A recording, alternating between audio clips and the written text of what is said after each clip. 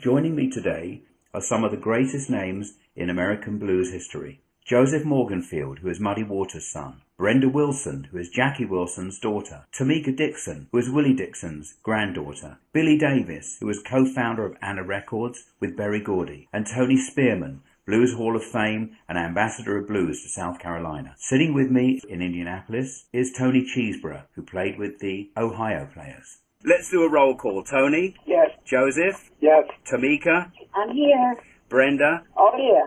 And Billy? All right, I'm here. Oh, my goodness. We've actually got you all on the line together. Sitting with me here in Indianapolis is my good friend Toni Cheesebourough, who used to play with the Ohio Players. Hello, everyone. Hi. How are you doing? How you doing? And we've The got Ohio his, Players. yeah, is that a blues voice or Fire was my favorite song. I used to love Fire.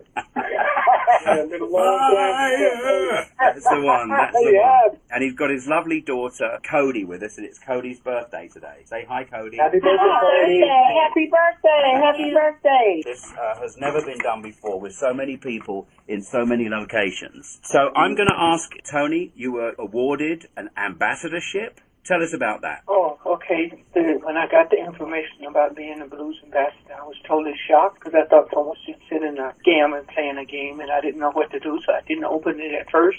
I had a sandwich or something to drink, and then I went back and opened it. And then I was like, okay. So, because I was nominated in 2010, and then it happened in 2013.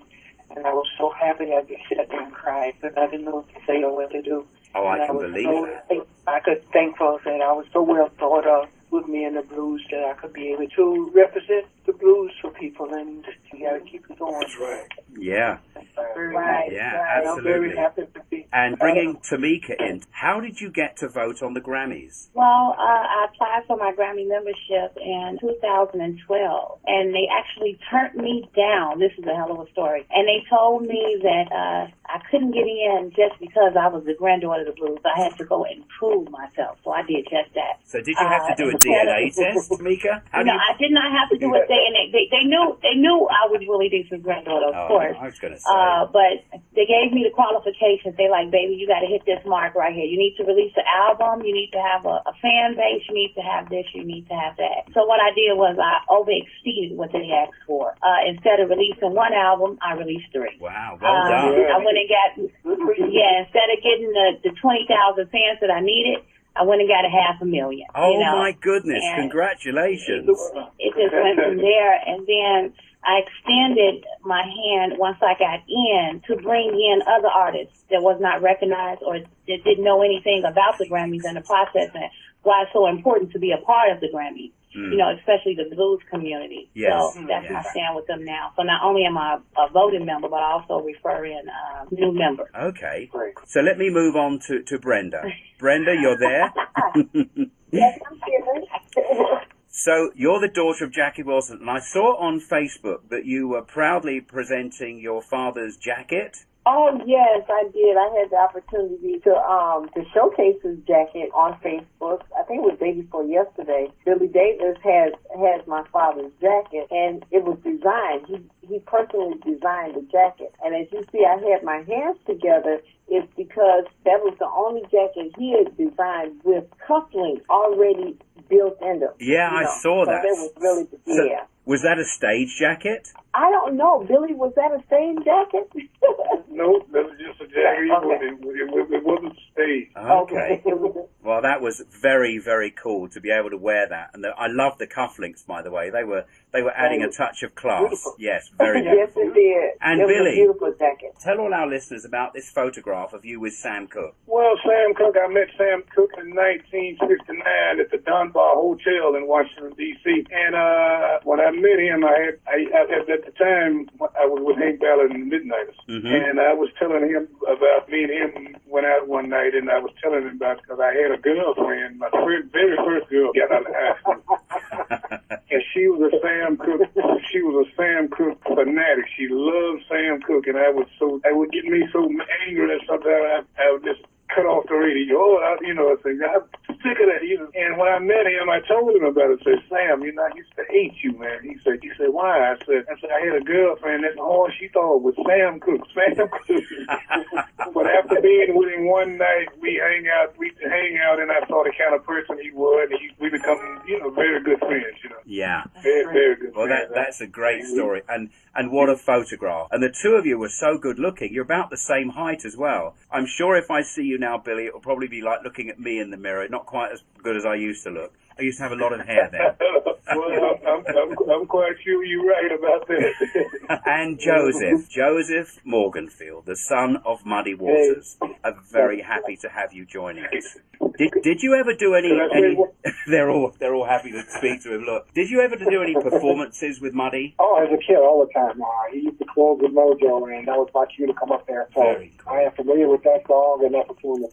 So it was listening to all the blues, all of you, and I reading some of your bios here. Bo Diddley was very, very prevalent in the background of some of your parents, Muddy Waters for certain, and Willie Dixon for sure. And it's funny, it's like a club. All of your parents and grandparents seem to be around at the same time and gig together and influence together. It's wonderful. So I'm going to go on to Toni now. Toni, tell us all about the gig that we're putting on in March.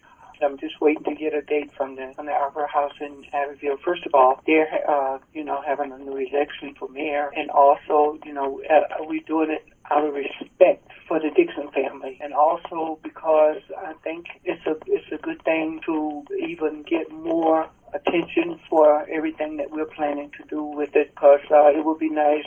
We would like to get the Guinness World Records to come in, which we are working on. Toni and I are working on right now, and to have bands to come in to know that they can do things for benefit for children and help, be able to help the blues. And I think it's good because that way it'll give more sponsors a chance to participate with the project we're doing. So this is absolutely wonderful. And Toni and I talked about how many bands we would probably need to do a 48-hour non-stop music festival with the blues. Right. And I'm really asking you guys, you're the experts. I had already spoken to Tomiko about it, and she thought it was a great idea. Good. To do it because I had a chance to do it once in Europe with the band, and we did it just played 48 hours of blues, and it was great.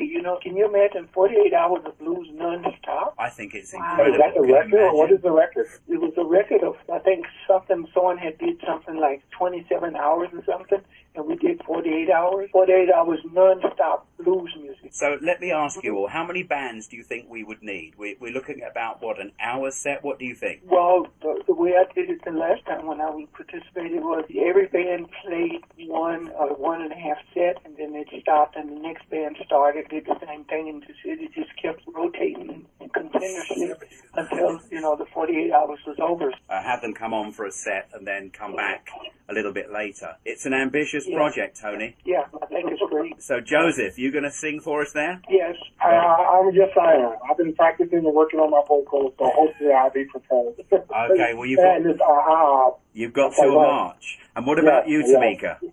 You going to sing for us there, Tomiko?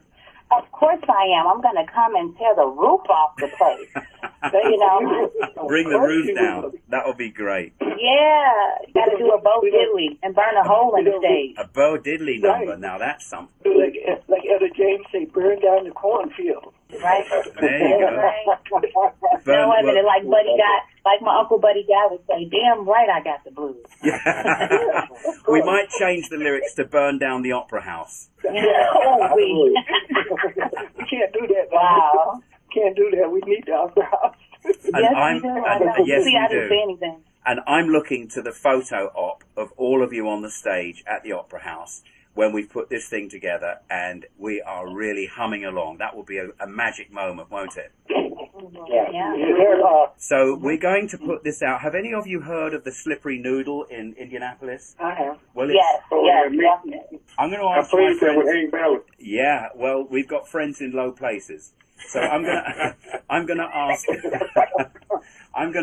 Toni to tell us about the Indianapolis venue, the Slippery Noodle. Which Toni? There's three of them. No, that's you're right. There's Toni Spearman, Toni Cheesebourough, and Toni Moore. So it's not me. I'm going to ask Toni Cheesebourough to tell us all about the Slippery Noodle. Slippery Noodle, I used to play there often. And even when we were on tour, well, I would try to get our off dates and play down there. It's Indiana's oldest bar. It's a blues bar, nothing but the blues. And it's fantastic. It's an amazing place. Met Toni there. Yeah, we met there.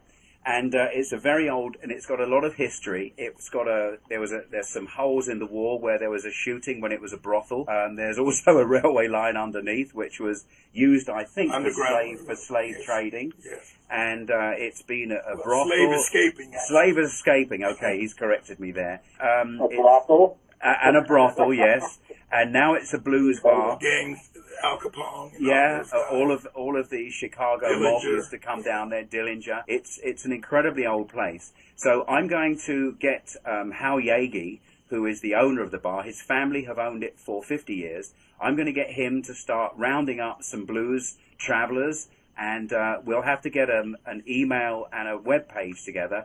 Toni, will you do that? Yes, I'll talk to this friend of mine in Switzerland, and because he told me today he was ready when we were ready to start getting everything together, to let him know what we wanted, and then he would start working on it. Okay, and Brenda, I've got a real big favour to ask of you. Yes, Toni. You've got too many friends, and you haven't made any room for me to be a friend of yours on Facebook. So I'm going to have to delete. I need to delete one of them. All right. Now, can you think of something? Well, that was my interview with some of the greatest blues legends around today. Joseph Morganfield, who is Muddy Waters' son. Brenda Wilson, who is Jackie Wilson's daughter. Tomiko Dixon, who is Willie Dixon's granddaughter. Toni Spearman, Blues Hall of Famer and singer. Toni Cheesebourough, formerly with the Ohio Players. Billy Davis, formerly with the Fifth Dimension, and myself, Tony Moore. Part 2 of my interview will be coming up soon. Bye.